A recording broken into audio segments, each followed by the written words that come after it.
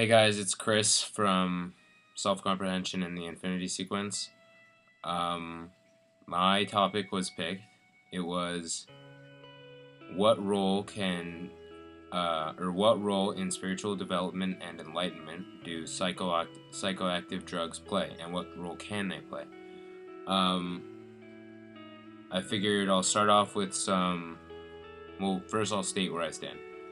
Um, Personally, I am a huge advocate for using psychoactive drugs to help you.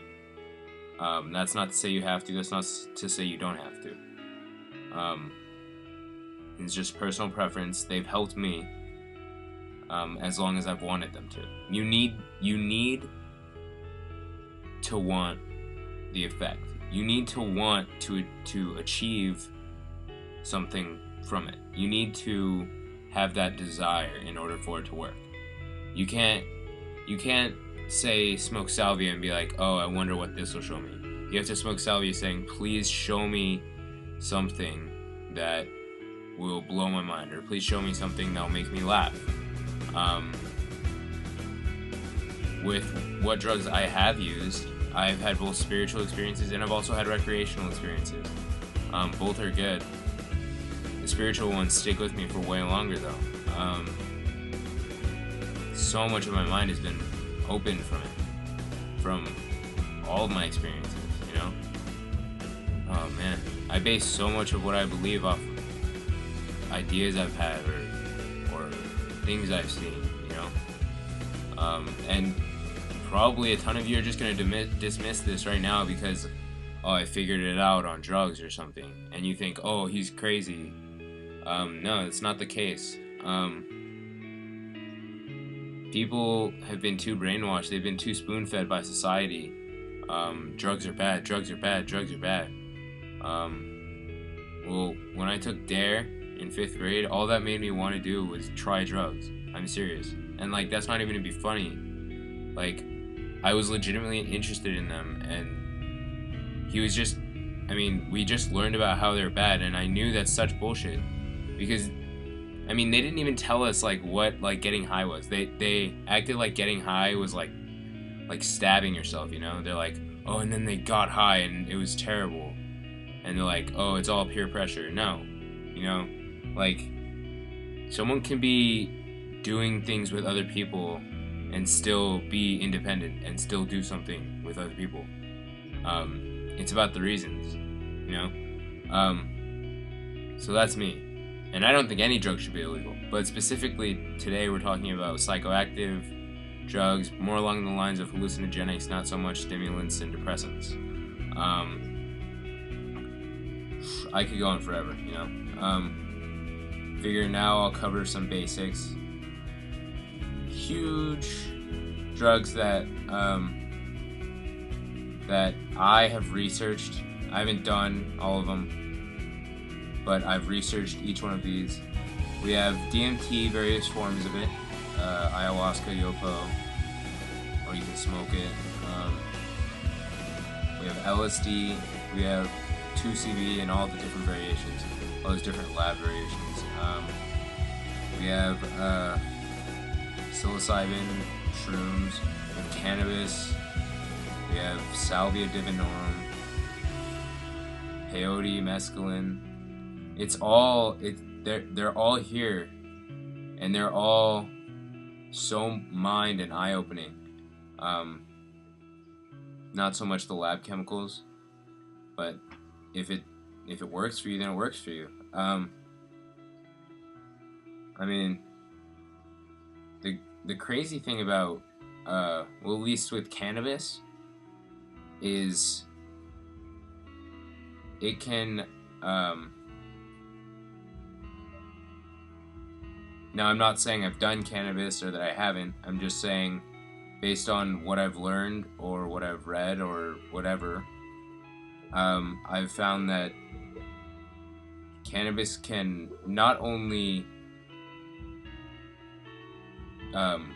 catalyze spiritual development, but it can also, I don't know, initiate it. a lot of people just start smoking weed for, I don't know, just to get high, you know?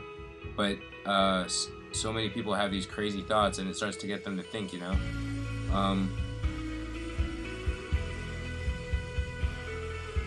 It can help with meditation.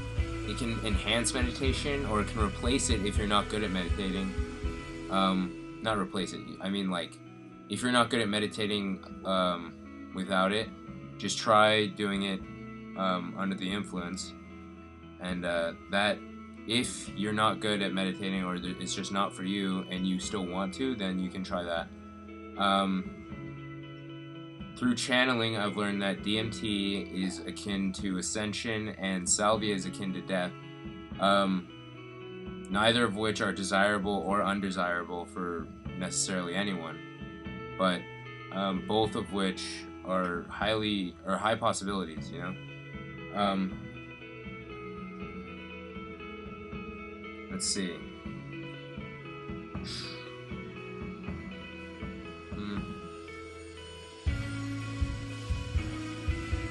I can also recommend, if you're gonna do, I don't know, something like salvia, do it with someone there, especially if it's your first time. Do it with a sitter, and don't start out too strong. Don't start out too weak either. If you guys have questions, I can help you out, but you'd have to like PM me, and you'd have to PM me on my self-comprehension address, because I would need to know a little bit about you before I could suggest specific strengths of extract and stuff. It's all just so mind-opening. Especially, within the spiritual community, there seems to be this doubt of drugs, you know? There seems to be this double standard almost. It's these spiritual people who are trying to abandon duality, right? But then they bring it right to drugs. They say, oh, get rid of good and evil and you'll find the way. But then when it comes to drugs, they're like, no, drugs are bad. And without even realizing it, they're just reassociating and they're relabeling, and it just nullifies what they've been working for. You have to apply what you've learned and what you believe to every aspect of your life. Otherwise, I mean, it's just a hobby. There's a difference between spiritual people and people who are spiritual for a hobby. I've seen both types. Neither of which is bad, neither of which is good. It's just, if you're striving for one, then be one. Too many people are focused on being spiritual when they should just be spiritual.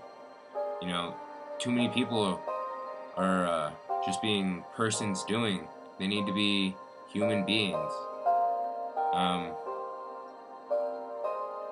don't know. I mean, it's all just a big game, you know? The illegalization of cannabis, I mean, come on. What, like, I think it was the 1930s or something? William Randolph Hearst runs these newspaper business, right?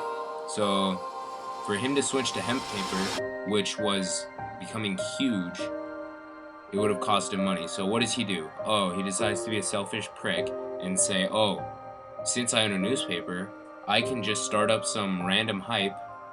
I can basically feed on people's ignorance and then get this thing illegal. So what he did is he coined it marijuana to give it a Mexican-sounding name. And basically what he did was feed on racism. He said, this new crazy narcotic is driving African American and Mexicans to rape white women. And of course, the smart people are like, oh, it's bad, it's bad. So what? They ban it, not even realizing they've illegalized hemp. This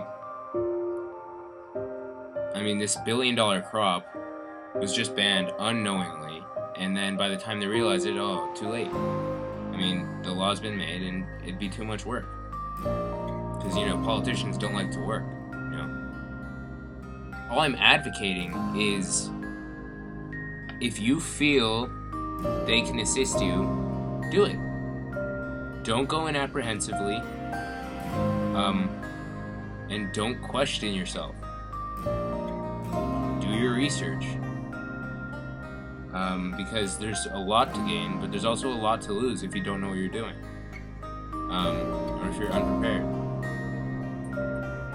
I've seen little idiots just smoke salvia and hate it because they don't understand what's going on. And then I've seen smart people hate it, but they've done what they could, but they weren't scared shitless. Say they just didn't like it. So you can save yourself a lot of trouble by researching.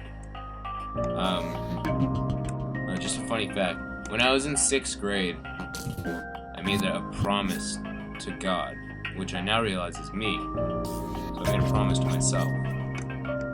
But in 6th grade, I made a promise to God to never do drugs. And then I wised up and I realized that's bullshit.